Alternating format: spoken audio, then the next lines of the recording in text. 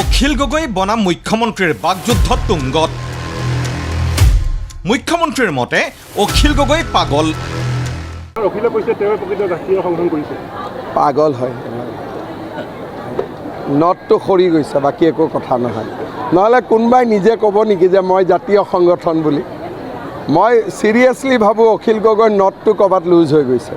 মুখ্যমন্ত্ৰীৰ কথা শুনি অখিল গগৈ হতবাক। জামিনবিহীন ধাৰাত গোচৰ দিয়াৰ সুযোগ পায়ো গোচৰ নিদিয়ে অখিল গগৈয়ে। অখিল গগৈৰ যুক্তি, যিজন মানুহৰ কোনো কৃষ্টি নাই, যিজন মানুহৰ কোনো সংস্কৃতি নাই, যিজন মানুহ আনচিভিলাইজ, তেওঁ কি কম মই কওক যে আপুনি এই কথাটো ক'ব নোৱাৰে। তেওঁৰ ওপৰত কেছ দিলেও তেওঁ সংশোধন নহয়। গতিকে এতিয়া আৰু ভগৱানৰ ওপৰতে ভৰসা যে অসমৰ মুখ্যমন্ত্ৰীক সুমতি দিয়ক। শেহতীয়াকৈ পুনৰ অখিল গগৈ আৰু ৰাজ্যৰ মুখ্যমন্ত্ৰীৰ মাজত বাকযুদ্ধই পাৰ কৰিছে চৰম সীমা। বৃহস্পতিবাৰে অখিল গগৈয়ে মুখ্যমন্ত্ৰীক ব্যৰ্থ আখ্যা দি অসমত ৰাষ্ট্ৰপতি শাসন প্ৰৱৰ্তনৰ দাবী কৰিছিল। প্ৰসংগ আছিল উজনিৰ মিয়াখেদা অভিযান চলোৱাসকলক মুখ্যমন্ত্ৰীয়ে পৃষ্ঠপোষকতা কৰা বুলি অখিল গগৈৰ অভিযোগ। কোন সময়ত বিজেপি চৰকাৰ RSSৰ সহযোগত শৃংখল চলি অহাতে হিন্দু আৰু মুছলমানৰ সংঘাত লগাই সংঘৰ্ষ লগাই তাৰ কোনো গেৰাণ্টি নাই। আৰু সেইকাৰণে মই অতি স্পষ্ট ভাষাৰে এতিয়া এই বিজেপি চৰকাৰখনক ভাঙি এই বিজেপি চৰকাৰখনক আঁতৰাই ইয়াত ৰাষ্ট্ৰপতি শাসন প্ৰদান কৰিবৰ কাৰণে দাবী উত্থাপন কৰিছোঁ। অখিল গগৈৰ কথা শুনি বিটিআৰত নিৰ্বাচনী প্ৰচাৰ চলাই থকা মুখ্যমন্ত্ৰীয়ে দাবী কৰিলে অখিল গগৈৰ কথাৰ কোনো গুৰুত্ব নাই। অখিল গগৈয়ে যি কয় তাৰ উল্টাটো হয়। অখিল গগৈ যদি কয় সূৰ্য পূবৰ ফালে ওলায়, তেতিয়া সূৰ্যটো পশ্চিমত গুচি যাব, কাৰণ সূৰ্যইও অখিল গগৈক বেয়া পায়। গতিকে অখিল গগৈৰ কোনো কথা অসমত নচলে। ইফালে একেখন সংবাদমেলতেই অখিল গগৈয়ে কৈছিল অসমৰ ইতিহাসৰ সবাতোকৈ দুৰ্ধৰ্ষ সংগঠনটো পৰিচালনা কৰা মানুহজনেই হ'ল অখিল গগৈ।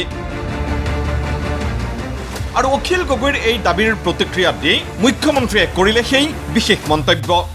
শিৱসাগৰত অখিল গগৈ অসমৰ এই সময়ৰ সংগ্ৰামী ইতিহাসৰ যিজন আটাইতকৈ বেছি সংগ্ৰামী মানুহ, সেই মানুহজনৰ হাতৰ পৰা আঁতৰাই অসমৰ ইতিহাসৰ আটাইতকৈ ডাঙৰ হত্যাকাৰী চালফা এজনক শিৱসাগৰৰ আসনখন দিবৰ কাৰণে, যাতে একেলগতে তেওঁলোক দুয়োজনে লগ লাগি গোটেই ব্যৱসায়ীবিলাকৰ পৰা ধমকি দি পইচা উঠাব পাৰিব ভৱিষ্যতে। সেইকাৰণে তেওঁ এইবিলাক কাম কৰি আছে শিৱসাগৰত। এইটোতো খাটাং। অখিলে কৈছে তেওঁ প্ৰকৃত জাতীয় সংগঠন কৰিছে। পাগল হয়, নটটো সৰি গৈছে, বাকী একো কথা নহয়। নহ'লে কোনোবাই নিজে ক'ব নেকি যে মই জাতীয় সংগঠন বুলি? মই চিৰিয়াছলি ভাবোঁ অখিল গগৈৰ নটটো ক'ৰবাত লুজ হৈ গৈছে। মুখ্যমন্ত্ৰীৰ মুখেৰে ওলোৱা এই বাক্য ৰাইজৰ দলৰ গৱেষক টীমৰ পৰা শুনি সংবাদমেলত মুখ্যমন্ত্ৰীৰ বিৰুদ্ধে পুনৰ সৰব অখিল গগৈ। ক'লে মুখ্যমন্ত্ৰীটো বাদেই মানুহ হোৱাৰো যোগ্য নহয় ডক্টৰ হিমন্ত বিশ্ব শৰ্মা। কিবা কাৰণত কেতিয়াবা মানুহৰ মুখত ফটককৈ কেতিয়াবা ওলাই যায় পাগল, এনেকে ওলাই যায়। ওলাই গ'লে তেওঁ যদি ভুল কৰিছে মোক ফোন কৰি ক'ব লাগে, অখিল বেয়া নাপাবি দেই, ফটককৈ মুখত ওলাই গ'ল। আৰু তেওঁ সেইটো সাংবাদিকবিলাকক ক'ব লাগে এইটো নিদিব দেই। তেওঁ উল্টাই তেওঁ নিজৰ ফেচবুকত দি দিছে। মানে তেওঁ মুখ্যমন্ত্ৰী হোৱাৰ যোগ্যটো নহয়, মিনিমাম মানুহ হোৱাৰো যোগ্য তেওঁ নহয়। কাৰণ মানুহক মানুহে কেতিয়াও পাগল বুলি এটা কথা কওকচোন বাৰু, এই যে নট ঢিলা হৈছে এনেকে বুলি যে কৈছে তেওঁ, নট ঢিলা, এইটো বাৰু একেবাৰে ষ্ট্ৰীটত কাজিয়া কৰা ষ্ট্ৰীট লেংগুৱেজ হয় নে নহয় কওকচোন? কালচাৰ বুলি কৈছো দেই, সংস্কৃত ভাষা হয় নেকি আপোনালোকে কওকচোন? সেয়েহে গোচৰ দি লাভ নহ'ব বুলি কৈ মুখ্যমন্ত্ৰীৰ সুমতি কামনা কৰি হাতজোৰ কৰি অদৃষ্টৰ ওচৰত প্ৰাৰ্থনা অখিল গগৈৰ। যিজন মানুহৰ কোনো কৃষ্টি নাই, যিজন মানুহৰ কোনো সংস্কৃতি নাই, যিজন মানুহ আনচিভিলাইজ, তেওঁ কি কম মই কওক যে আপুনি এই কথাটো ক'ব নোৱাৰে। তেওঁৰ ওপৰত কেছ দিলেও তেওঁ সংশোধন নহয়। গতিকে এতিয়া আৰু ভগৱানৰ ওপৰতে ভৰসা যে অসমৰ মুখ্যমন্ত্ৰীক সুমতি দিয়ক, তেওঁক আকৌ হক জ্ঞান ঘূৰাই আনক। আৰু অসমৰ মুখ্যমন্ত্ৰীজনে অখিল গগৈক নহয়, পৃথিৱীৰ কোনো মানুহক ভৱিষ্যতে কেতিয়াও বলিয়া বুলি নক'ব। এইটো ক'ব নোৱাৰি। এইটো কথা মই সোঁৱৰাই দিয়াটো তেখেতৰ কাৰণে কিমান লজ্জাৰ বিষয়। তেখেত মুখ্যমন্ত্ৰী হিচাপে আচলতে পদত্যাগেই কৰিব লাগে। অৱশ্যে ইমানতেই শেষ হোৱা নাই এই বাকযুদ্ধ। এইবাৰ অখিল গগৈয়ে উচ্চাৰিত লোকৰ প্ৰতি প্ৰদৰ্শন কৰা প্ৰীতিক কটাক্ষ কৰি মুখ্যমন্ত্ৰীৰ ভৱিষ্যৎবাণী, মুছলমান প্ৰেমে শিৱসাগৰত হৰুৱাব অখিল গগৈক। অখিল গগৈৰ এইবাৰ ইলেকশ্যনত বেয়াকৈ হাৰি যাব।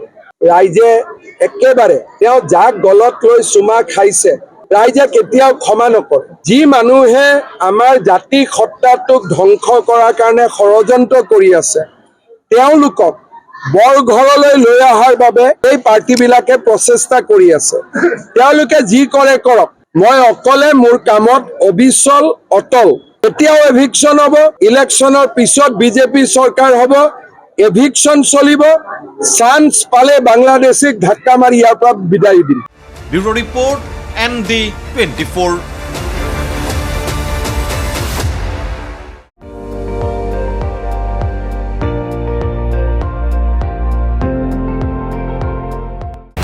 আপুনি চাই আছে ND24, সৰ্বশ্ৰেষ্ঠ নহয় সৰ্বোত্তমৰ দৌৰত।